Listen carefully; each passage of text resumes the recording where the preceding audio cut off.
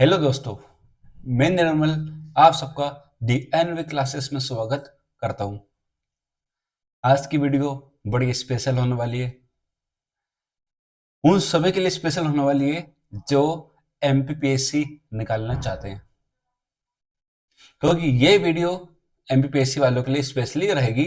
बाकी ना देखें, बाकी देखना तो देख सकते हैं, अपने आसपास वालों को बता सकते हैं।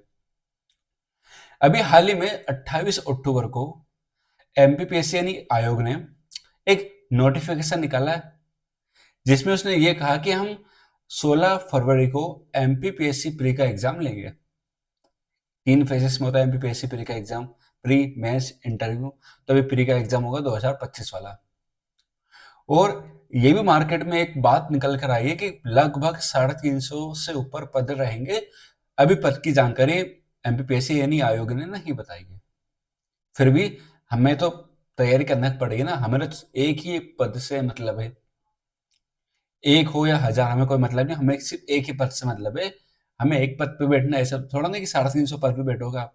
आपको एक पद की तैयारी करना है। वो पद कैसे निकलेगा? जब आप प्री निकालोगे, आप मेंस निकालोगे, आप इंटरव्यू निकालोगे। तो निकालने के लिए थोड़ी सी क्या चाहिए, रणनीति चाहिए। तो वैसे तो आप लोग 28 अक्टूबर को नोटिफिकेशन आया था। आज 3 तारीख हो चुकी है ना, हाँ 3 तारीख हो चुकी है। तो 5 दिन हो चुके हैं। आपने ढेर सारी वीडियो देख ली होगी अब तक, और अपन ने बहुत लेट लतीफ, अपन सब वीडियो देख के आ चुके हैं। बस कुछ कुछ वीडियो से अपन ऐसी अच्छी बातें निकाल के आपके सामने पेश करेंगे। देखिए, जब एक एस्पिरेंट तैयारी करता है तो उसके मन में ढेर सारे सवाल आते हैं। किस प्रकार से सवाल आते हैं कि सर सिलेबस को कैसे समझे, पीवाईक्यू का कितना महत्व है, सब चिल्लाते सब पीवाईक्यू समझो, पीवाईक्यू समझो, कितना महत्व है। टाइम मैनेजमेंट किस प्रकार से करें, कुछ बोलते हैं सर हम स्टूडेंट है, कुछ बोलते हैं सर हम जॉब कर रहे हैं, कुछ बोलते हैं सर हम हाउस वाइफ है। सबकी अलग अलग समस्या है घर पे, तो सब उसको कैसे मैनेज करें। लाइब्रेरी में बैठ के पढ़े कि घर पे बैठ के पढ़े, ठीक है, कोचिंग या सेल्फ स्टडी करें, को ज्वाइन करना है तो कौन सी कोचिंग ज्वाइन करें, अगर नहीं करना है तो उसका सेल्फ स्टडी किस प्रकार से कर सकते हैं, नोट्स कैसे बनाएं, कौन सी बुक पढ़ें कौन सी ना पढ़े, ये भी बड़ी कंफ्यूजन होती है। कौन से यूनिट ज्यादा पढ़े, किस यूनिट पे कम मेहनत करें, टाइम टेबल किस प्रकार से बनाएं, लूसेंट और परिसरम का कितना महत्व है आपकी तैयारी के लिए। और एक और चीज लिखूंगा मैं, 11वीं चीज है आपका माइंडसेट। माइंडसेट किस प्रकार से रखें, नेगेटिव रखें या पॉजिटिव। और एक और लिख लो इसके आगे, इन्वायरमेंट। हम आसपास का जो वातावरण है किस प्रकार से डेवलप करें या कैसे वातावरण में रहे। देखिए, क्या होता है कि साल में एक बार ही मौका मिलता है। यदि आपकी रणनीति अच्छी नहीं हुई तो हो सकता है आपको फेलियर देखने को मिला। मुझे भी मिला फेलियर देखने को, सबको मिलता है। बट इसी फेलियर से कुछ नई नई चीज आप सीखते हो। मैंने भी सीखी, आप भी सीखो, सब लोग को सिखाओ। ऐसे जरूर नहीं कि भैया रणनीति वही बना सकता है जिसने टॉप करा हो। सबकी रणनीति अलग होती है भैया। मेरी अलग है, उसकी अलग है, सामने वाले की अलग है। तो सबकी रणनीति अलग है, बट कहीं ना कहीं ये रणनीति साबित होती हुई दिखी है मुझे, है ना। मुझे ऐसा लगा कि हाँ कुछ है इस दम में, इसलिए अपन यहाँ पर लेकर आए। चलो समझते हो हम। पहला, सिलेबस। देखो ये है मेरे पास सिलेबस, आयोग का सिलेबस है। ये वाला सिलेबस जारी किया था ना 18 जनवरी को, धमाका कर दिया था, रात में आया था सिलेबस। और सब देख के हैरान कि क्या हुआ ये। चलो, ये नया सिलेबस है अभी मेरे पास, आप देख सकते हैं इसके में, देख रहा, हाँ देख रहा। ये सिलेबस में प्री की निकालते हैं हम, जैसे ही हिंदी इंग्लिश दोनों निकाल लूंगा। वैसे मेरा इंग्लिश मीडियम है, अपन हिंदी निकालेंगे ना फिर भी। हिंदी कहाँ है, हिंदी का सिलेबस। चलो ये रहा हिंदी का सिलेबस, ठीक है। प्री का सिलेबस है। ये भारत का इतिहास, मध्य प्रदेश का इतिहास, भारत का भूगोल, मध्य प्रदेश का भूगोल, भारत एवं मध्य प्रदेश की संवैधानिक व्यवस्था, अर्थव्यवस्था, फिर विज्ञान, पर्यावरण, स्वास्थ्य, करंट अफेयर, आईटीसी और आईसीटी सॉरी, और ट्राइब्स। ये आपकी पूरी 10 यूनिट है। किस प्रकार से इनको पढ़ना है सर? देखिए, जब भी आप सिलेबस लेके बैठो, सॉरी, जब भी आप पढ़ने बैठो तो उससे पहले रखो सामने सिलेबस। क्या होता है जैसे मेरे पास एक किताब मैं आपको बता देता हूँ, ये मान लो किताब है मेरे पास, एक इतनी मोटी किताब है, ये मोटी किताब। अब इसमें सारे टॉपिक दिए हैं, पूरे इतिहास के टॉपिक सारे, पॉलिटी के सारे, ज्योग्राफी के, सब कुछ दिया है इसमें, world geography, Indian geography, world history, Indian history, सब दिए। बट मेरे काम की क्या है, मुझे कब पता चलेगा? जब मैं सिलेबस को देखूंगा या सिलेबस को डिकोड करूंगा। सर डिकोड कैसे करते हैं? सुनो, डिकोड करने की बहुत अच्छी ट्रिक होती है, कुछ मत करो। जैसे एक शब्द लिखा है यहाँ पर, सॉरी, संकल्पना एवं विचार, प्राचीन भारतीय ज्ञान परंपरा, भारतवर्ष। जैसे भारतवर्ष अभी या आज से पहले या प्रीवियस ईयर में कितने प्रश्न आ चुके हैं? मैं फिर से बोल रहा हूँ, आखिर मतलब सॉरी, लास्ट 10 ईयर्स में कितने प्रश्न आ चुके हैं, आप वो देखो कि इस वाले पोर्शन से कितने प्रश्न आ रहे हो, किस टॉपिक से ज्यादा प्रश्न आ रहे हैं, किस टॉपिक से ज्यादा प्रश्न आ रहा है। आपको पीएचडी नहीं करना है, ये पुरुषार्थ, परंपरा, भारतवर्ष, वेद, एक एक पेज के नोट्स है, एक एक पेज, आधा आधे पेजेस के। आपको उतना ही कंटेंट पढ़ना है जितना आपके एग्जाम के पॉइंट ऑफ व्यू से बहुत ज्यादा इंपॉर्टेंट है। वो नहीं पूछेगा कि बताओ भारतवर्ष में, बहुत डीप में जाके नहीं पूछेंगे वो। जो भी पढ़ो थोड़ा सा ऊपर ऊपर से पढ़ लो, थोड़ा मत पढ़ो, मतलब पूरे पढ़ो पर ऊपर ऊपर से। जैसे आपको कम से कम ये तो पता हो कि कितने वेद है, कितने उसके उपवेद है, कितने ब्राह्मण है। जैसे मैं एक वेद उठा लेता हूँ, जैसे सिलेबस में जैसे वेद है, आप सभी किताब में कितनी जानकारी दी है वेद के बारे में? कितने वेद है? 4 वेद है सर। उसके उपवेद की जानकारी हमारे पास, उसके ब्राह्मण की जानकारी है, उसके अरण्यक की जानकारी है, और ऋग्वेद में हमें क्या क्या मिलता है, सब हमें हमारे पास क्या है, जानकारी है। बहुत है, मोर देन सफिशियंट। इसमें से एक प्रश्न बनेगा सर, जैसे उपनिषद पढ़ने की जरूरत ही नहीं ज्यादा, थोड़ा और पढ़ लो उपनिषद। सर ये बताओ, जैसे षट दर्शन, ब्रह्म ग्रंथ, ग्रंथ इसमें आ गया, इसमें से पूछेंगे पूछेंगे तो ऋष, गणतंत्र, 16 महाजनपद सुना है? उसमें से गणतंत्र थे वज्जी, बहुत बड़ा गणतंत्र था। तो मतलब वो पढ़ना, गणतंत्र कितने वर्ण आश्रम, 4 वर्ण आश्रम में, बस सिंपल याद रखो। पुरुषार्थ, सार पुरुषार्थ, 16 संस्कार है, 5 महायज्ञ है। मतलब देखो, उसने बोला नहीं आपसे कि डीप में पढ़ो, आपको सिर्फ एक बेसिक नॉलेज रखना है सिलेबस का। बस जैसा सिलेबस है वैसे ही आप सिलेबस के अकॉर्डिंग पढ़ो, बिल्कुल 100% फॉलो करना है सिलेबस को। अभी सुनो, वर्तमान की कहानी सुनाता हूँ मैं आपको। परसों की कहानी, ज्यादा बड़ी नहीं है, परसों की, हाँ परसों की। हम गए थे घूमने, तो एक जैसे एक हमारे दोस्त मिले जो कि पीएचडी तैयारी कर रहा है, अभी स्टार्ट करी उन्होंने, एक कोचिंग ज्वाइन करी उन्होंने, अच्छी बड़ी कोचिंग है वो, एसआई एसएससी के लिए ज़्यादा अच्छी कोचिंग है। तो वहाँ गए वो, तो उनसे पूछा कि भाई आपकी क्लास में क्या चल रहा है अभी? हमसे पूछा, हमने बता दिया ये पढ़ रहे हैं हम तो।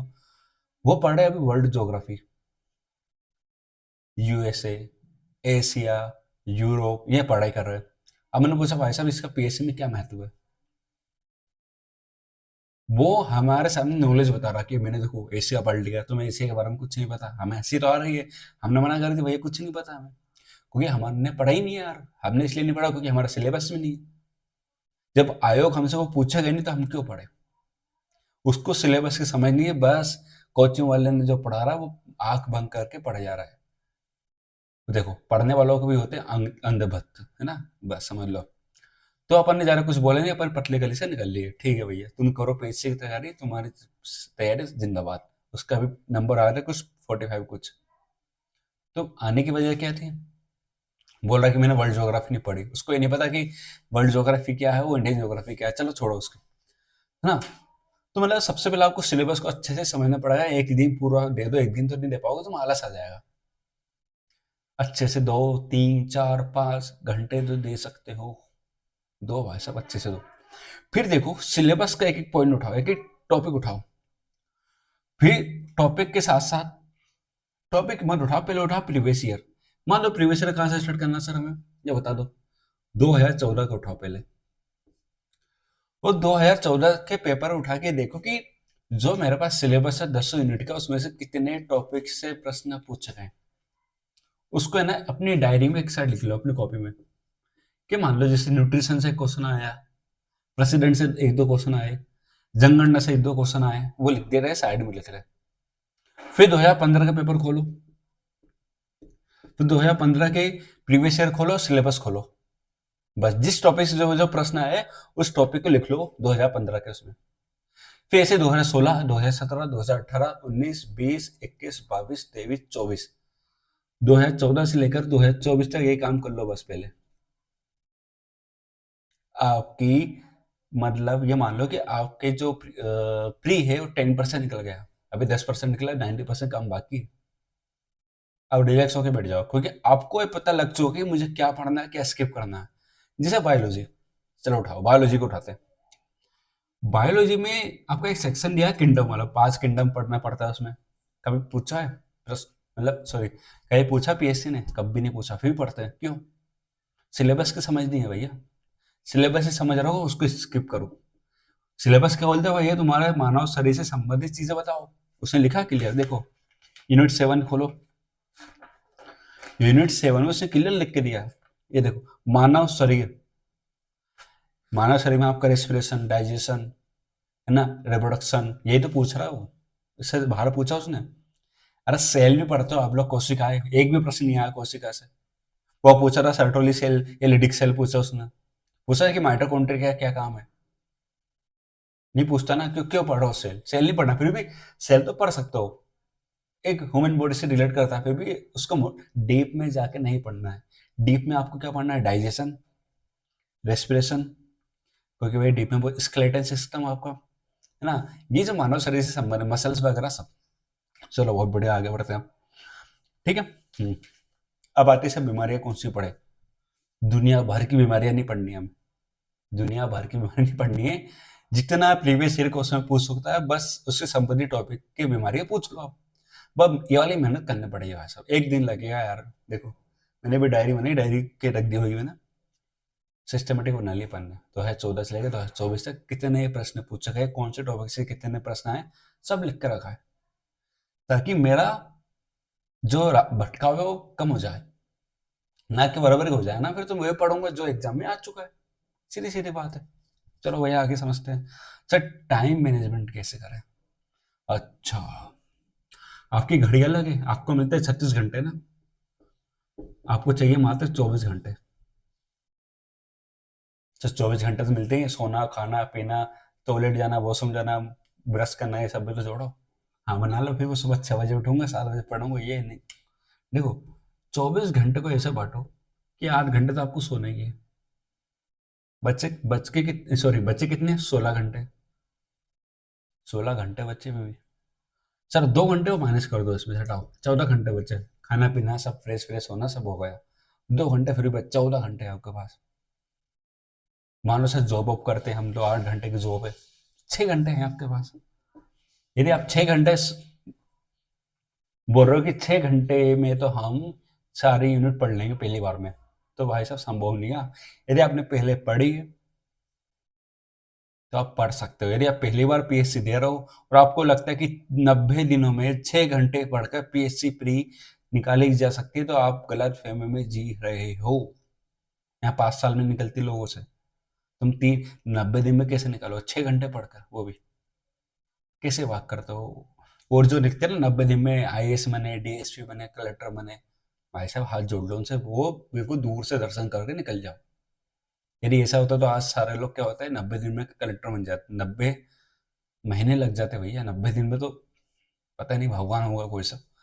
तो भैया 6 घंटे पढ़ के तुम निकालने की कोशिश करोगे तो मुश्किल है थोड़ा। यदि आपने पहले पढ़ा है तो आपके पास शॉर्ट नोट्स है, तो आप थोड़ी सी मतलब मेहनत कर सकते हो। हाँ 6 घंटा पढ़ो, कोई दिक्कत नहीं है, बट मेरे ख्याल से आप उतना अच्छा स्कोर नहीं कर पाओगे बाकी अदर्स के कंपैरिजन में। ठीक है, चलो आगे बढ़ते हैं हम। तो टाइम मैनेजमेंट किस प्रकार से करें? सबसे पहले तो देखो आप, आपको कौन सा टाइम सबसे ज्यादा फ्री मिलता है? फ्री बोल रहा हूँ मैं, फ्री मतलब इन सेंस ये खाना भी होगा जिसमें, सोना भी होगा जिसमें, और इन सबको जो एक्टिविटीज आपकी पर्सनल है उसको हटा के एक साइड रख के बाकी टाइम दे कैलकुलेट करो एक दिन बैठ के। मुझे 4 घंटे मिलता है, 6 घंटे, 8 घंटे, 10 घंटे, 12 घंटे, 14 घंटे, कितने मिल रहा है? बस 12 घंटे, तो 12 घंटे को किस प्रकार से बांटना है मैं बता दूंगा यहाँ पर टाइम टेबल। 6 घंटे तो 6 घंटे को किस प्रकार से बांटना है 90 दिनों के लिए, ये बस 6 घंटे भी पढ़ सकते हो यदि आप प्रॉपर मैनेजमेंट कर लो। बताएंगे अपन इसमें, बताएंगे ना टाइम टेबल किस प्रकार से होना है, तो आप निकाल सकते हो 6 घंटे पढ़ के भी। मुश्किल नहीं है, पर मुश्किल सॉरी नामुमकिन तो नहीं हुआ, मुश्किल थोड़ा सा है। पहली बार वाले थोड़ा सा बहुत ज़्यादा मुश्किल है, और जब पहले पढ़ चुके हैं उनके लिए इतना ज़्यादा कोई मुश्किल नहीं है। चलिए अच्छा, टेस्ट के बताओ। एक काम करते हैं, टेस्ट को अभी हम चलो टेस्ट के से पहले मैं डिस्कस करता हूँ कोचिंग या सेल्फ स्टडी करें, फिर बाद में करेंगे हम टेस्ट से कैसे लगाएं। देखिए, जब भी कोई तैयारी करता है, यस, जब भी कोई नोटिफिकेशन आता है, सबसे बड़ी कन्फ्यूजन, सबसे बड़ी, क्या करें, कोचिंग लगवा लें कि सेल्फ स्टडी करें, कोचिंग लगवा लें कि सेल्फ स्टडी करें। सुनो, यदि आप मार्केट में नए हो, सॉरी नए एक्सपेरिमेंट सॉरी एक्सपेरिमेंट बोल रहा हूँ, देखो सही बोल रहा हूँ पर ठीक है, यदि आप नए अभ्यर्थी हो, आपको बिल्कुल आइडिया नहीं है पीएससी क्या होती है, यदि आप अफवाह में आ चुके हो पीएससी क्या होती है, भैया पीएससी तो निकाल देते हैं, ऐसे बहुत इजी एग्जाम है, ये फलाना ठिकाना बात करते हैं, तो भाई मत करो तैयारी। यदि आप सीरियस हो, आपको बट आपको एक दिशा नहीं मिल रही कि हाँ हमें उस दिशा में चलना है, तो दिशा पाने के लिए आप कोचिंग ज्वाइन कर लो, डायरेक्शन, ठीक है, तो कोचिंग ज्वाइन करो, कोई दिक्कत नहीं है। और कोचिंग कहाँ ज्वाइन करें सर, भोपाल, ग्वालियर, इंदौर, देखिए कोचिंग कहीं भी ज्वाइन करो, मतलब कहीं से भी ज्वाइन कर लो, कोई दिक्कत नहीं है ऐसी। भोपाल में अच्छी कोचिंग है, आपके जबलपुर में भी अच्छी है, ग्वालियर में अच्छी है, इंदौर में तो भैया है मार्केट है, बड़ा बहुत बड़ा मार्केट है पीएससी का इंदौर तो। बट ऑनलाइन भी तो है अपने पास, ऑनलाइन सिस्टम है, पैसा कम लगता है और चीज़ें अच्छी मिलती है ऑनलाइन में भी अपने को। बहुत सारी कोचिंग, लगभग 90% कोचिंग कैसी हो चुकी है ऑनलाइन, वो बहुत सस्ती हो चुकी है। पहले 2.5-3 लाख रुपए लगते हैं आपके ऑफलाइन में, अब कितने लगते हैं, 30-40 हज़ार रुपए, वो भी फीस, वो भी ज़्यादा बोल रहा हूँ मैं ना, 15-16 हज़ार रुपए लगते हैं आई थिंक, 1.5-2 साल के। चलो ठीक है, तो आपको क्या करना है, यदि आप नए हो तो फिर आप कोचिंग ज्वाइन करो। हाँ, आपके अंदर कॉन्फिडेंस नहीं है या आप कंटेंट के लिए भटक रहे हो, तो फिर भी आप क्या ज्वाइन करो, कोचिंग ज्वाइन कर लो। कोचिंग ज्वाइन करने के लिए देखो, मैंने बहुत सारे देखे, नाम भी लूंगा मैं तो अभी, जैसे आनंद सर हैं, बहुत अच्छा पढ़ाते हैं, रक्षा एकेडमी के हैं। ऊपर से आई मैगनीज भी अच्छी, आकार भी अच्छी है। अपनी क्या बोल सकते हैं, बहुत सारे कोचिंग है और नाम याद नहीं आ रहा मुझे। आई मैगनीज हो गई आपकी, आकार हो गया आपकी, ठीक है। उसके बाद वेदांत है, हाँ ये सब बहुत सारे कोचिंग है, हाँ। तो इंदौर में लगभग सभी कोचिंग बहुत अच्छी है, बहुत अच्छी कोचिंग है सभी इंदौर में। बस बस यही होता है कि कौन हमारा सिलेबस कंप्लीट करवाएगा। आपका मन जो कोचिंग ज्वाइन करो, मैंने सिर्फ प्रेफरेंस के लिए नाम ले दिया, वैसे मेरे को खबर आई थी कि उनका 999 में बेच है। वो और आईबी इंग्लिश का भी अच्छा है, सबका अच्छा है। मैंने पर्सनल पढ़ा तो मुझे पता है, बस वेदांत का भी बहुत अच्छा है, सभी कोचिंगों का अच्छा है वैसे तो। हाँ, किसी पर्सनल मत जाने कि मैंने बोला इसलिए जा रहा हूँ। जैसे दृष्टि है, निर्माण आईएएस है ना, नाम याद नहीं आ रहा, देखो अब नाम निकल रहे हैं, ठीक है। तो ये बहुत अच्छी अच्छी कोचिंग है, वो फेमस, उत्कर्ष है, देखो ना, फिर पीडब्ल्यू है, सब पीएससी की अच्छी तैयारी करवाते हैं, ठीक है। आप इसमें से कोचिंग भरोसा करके इन पे कोचिंग ज्वाइन कर सकते हो इनकी, ठीक है। आगे बढ़ते हैं अब, नोट्स किस प्रकार से होना है, जैसे सेल्फ स्टडी करते हैं, नोट्स कैसे होना है। देखो, 3 महीने में क्या करोगे, नोट्स बनाओगे कि पढ़ोगे। पढ़ने का एक ऑप्शन है भैया, आपका नोट्स बनाने का इतना समय नहीं है आपके पास, फिर भी आपको लगता है कि आप 12-13 घंटे रोज पढ़ते हो, तो नोट्स बना सकते हो। नोट्स किस प्रकार से बनाए, मैं आपको चीज दिखाता हूँ, रुको 1 मिनट।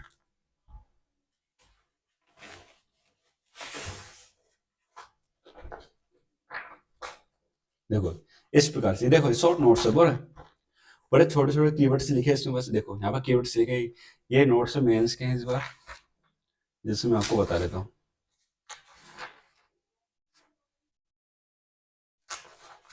कहाँ कौन सा पढ़ा है अपन, चलो दूसरे उठा लेते हैं, ये तो मेंस के हैं।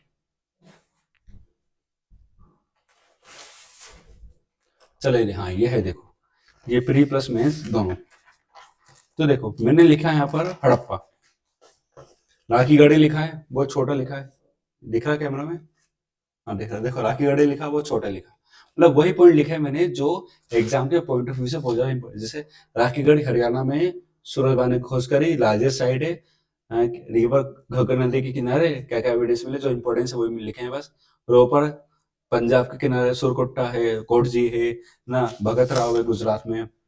अब इधर देखो और अपन वो देख लेते हैं एग्जाम्पल। जैसे हाँ, जैनिज्म लिखा हुआ है तो कितने तीर्थंकर, 24 है, ऋषभ देव है, 23 में कौन थे, 24 में कौन थे, क्या उनके फिलोसफी, सब शॉर्ट में लिखी हुई है, ये होते हैं शॉर्ट नोट्स। ठीक है, चलो और बता देते हैं अपन दूसरे सब्जेक्ट, दूसरे उसके कहाँ लिखा है वो अपना। चलो ठीक है, देखेंगे ना, ढूंढना पड़ता है सब। तो हमेशा नोट्स को शॉर्ट में आओ। जैसे जैसे 100 शब्दों का एक पेज है, मान लो 500 शब्दों का पेज है, तो आपके मात्र 50 शब्दों में खत्म होना चाहिए। वही चीजें लिखना है जो आपके बहुत जरा इंपॉर्टेंस है। कीवर्ड्स पकड़ो, कीवर्ड्स पकड़ना सीख गए तो आपके नोट्स अपने आप बन जाएंगे भाई साहब, बहुत अच्छे बनेंगे नोट्स। वो उन्हीं नोट्स को बाबा क्या करो, लगातार रिवाइज करो, लगातार लगातार क्या करो, उसको रिवाइज करो। सब बुक कौन से पढ़े फिर बताऊंगा, टेस्ट लाना जरूरी है। सेल्फ स्टडी का एक ही ऑप्शन है कि आप कोचिंग ज्वाइन कर लो, सबसे बढ़िया ये कोचिंग, अच्छी कोचिंग में नोट्स ले लो। मार्केट में जैसे निर्माण आईएएस की बुक अच्छी आती है, परीक्षा धाम है, लूसेंट है, जो चीज अच्छी लगती है मैं उसकी तारीफ करता हूँ दिल से, है ना। स्ट्रेटेजी में आनंद सर का कोई तोड़ नहीं है, और अच्छे बताते हैं, अच्छा एकेडमिक है। बाकी आपके आई इंग्लिश के नोट बहुत अच्छे लगे मुझे, और अच्छी कोचिंग है, बहुत अच्छी कोचिंग है यार। कोचिंग से बहुत भूल रहा हूँ क्योंकि इंदौर में बहुत पहले थे, तो जो कोचिंग सामने आती है, नाम बार बार आता है, वही कोचिंग का अपन नाम ले लेते हैं, ठीक है। बाकी सब अच्छी है। आप किसी नोट्स फोटो कॉपी वाले दुकान को कॉल करो, उनसे बोलो भाई हमें नोट्स चाहिए, वो बता देंगे। चलो आगे बताएं, नोट्स कैसे बना, कौन सी बुक पढ़े। किताब पढ़ने का बहुत शौक है लोगों को, किस यूनिट के लिए कौन सी किताब पढ़े। तो मैं अपने कहाँ लिखूं, मैं इसको यहाँ लिख देता हूँ ना। चलो देखो, मेरी नजर में 5 किताबें अच्छी है। एक है निर्माण है इसकी, क्वालिटी प्लस क्वांटिटी दोनों मिलती है इस किताब में। दूसरी है परीक्षा धाम। तीसरी है आपकी लूसेंट। चौथी है घटना चक्र। पांचवी कौन सी लिखूं मैं, पांचवी आप लिख सकते हो पीवाईक्यू के लिए कौशिक है ना, जैसे पुणे का ले ली, महावीर ले ली, इस तरह से आप यूज कर सकते हो। 5 किताब आपके पास होना चाहिए। कौन कौन सी, निर्माण ऐसी किताब होना चाहिए, परीक्षा धाम होना चाहिए, लूसेंट होना चाहिए, घटना चक्र होना चाहिए, पीवाईक्यू की किताब होना चाहिए। 5 किताब आपके पास होना जरूरी है, बिना 5 किताब से आप पढ़ नहीं सकते। सर निर्माण आयस कौन कौन सी यूनिट कवर करवाती है, जो सिलेबस निकालने दो वापिस से। देखो मैं बात करता हूँ पहली यूनिट, इसकी सभी यूनिट क्या आती है, ऐसी किताबें अच्छी भी आती है, कोई दिक्कत नहीं है। यदि भारत का इतिहास पढ़ना चाहते हो तो निर्माण आयस की किताब ले सकते हो, ठीक है, कोई दिक्कत नहीं है। और आपको यदि निर्माण आयस के साथ नहीं पढ़ना तो आप घटना चक्र पढ़ सकते हो। बाकी हाँ, निर्माण आयस तो ठीक है, पढ़ लो, कोई दिक्कत नहीं। फ्री के हिसाब से यदि आप वो भी नहीं पढ़ना है, लूसेंट पढ़ लो। देखो निर्माण आयस बेस्ट है, लूसेंट बेस्ट है आपके लिए, दोनों में से कोई एक ऑप्शन आपके पास होना चाहिए। दूसरा, मध्य प्रदेश का इतिहास कहाँ से पढ़े, तो मध्य प्रदेश के इतिहास में बताऊंगा आपको।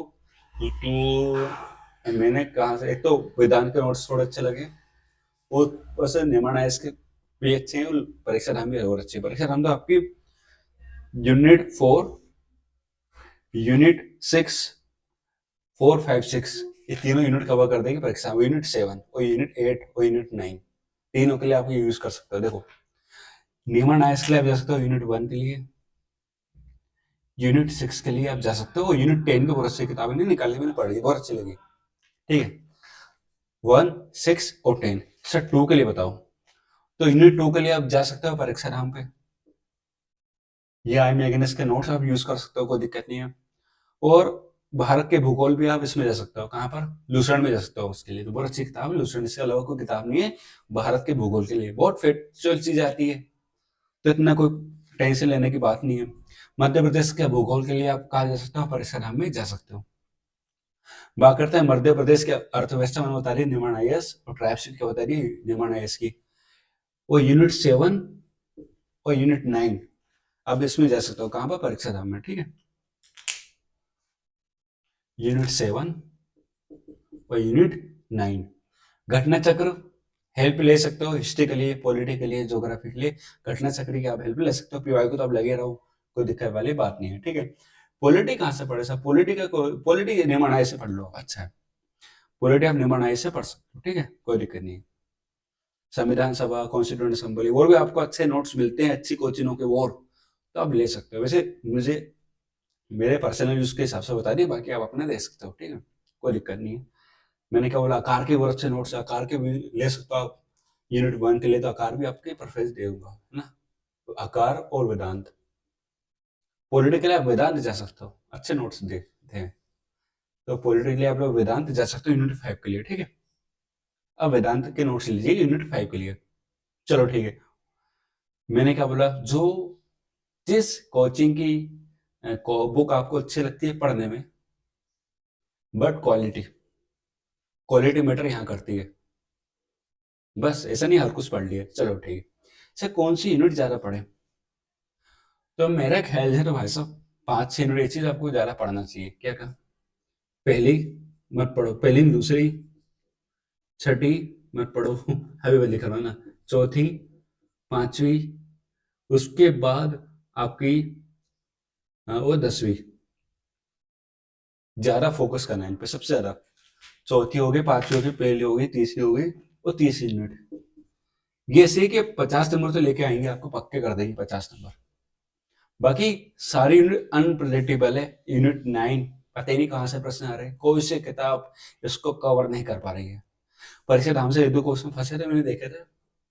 कॉन्सेप्ट अच्छे तो कोई दिक्कत नहीं, बाकी पीएससी को नहीं पता कि उसका आंसर क्या आएगा ना। देखो वो आईटी वाले प्रश्न ऐसा आ रहा है कि भैया बस पूछो मत ही।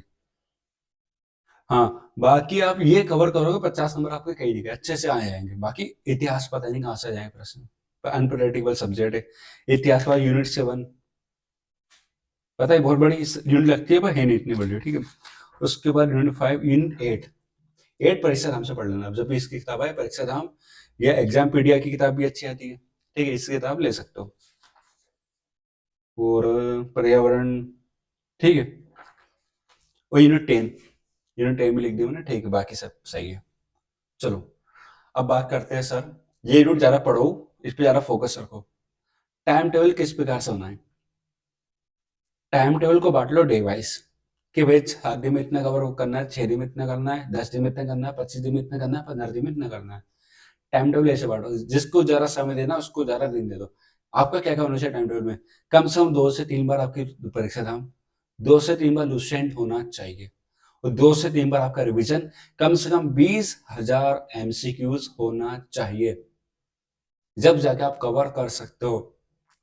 टेस्ट सीरीज आप ले सकते हो किसी भी कोचिंग की, बट कोशिश ये करना है कि किस कोचिंग की अच्छी, मतलब कौन सी कोचिंग सिलेबस कवर कर रही है, सिलेबस के अकॉर्डिंग उनका टेस्ट है, तो आप ले सकते हो। बहुत सारे कोचिंग, सब कोचिंग के नोट टेस्ट सीरीज तो बहुत अच्छी होती है, किसी को भी आप ले सकते हो ना, ये इसका कोई वो नहीं है, ठीक है। चलो, तो आप डे वाइज टाइम टेबल बना सकते हो। डे वाइज नहीं बना पा रहा हूँ, देखो डे वाइज बनाओ, अच्छा रहता है।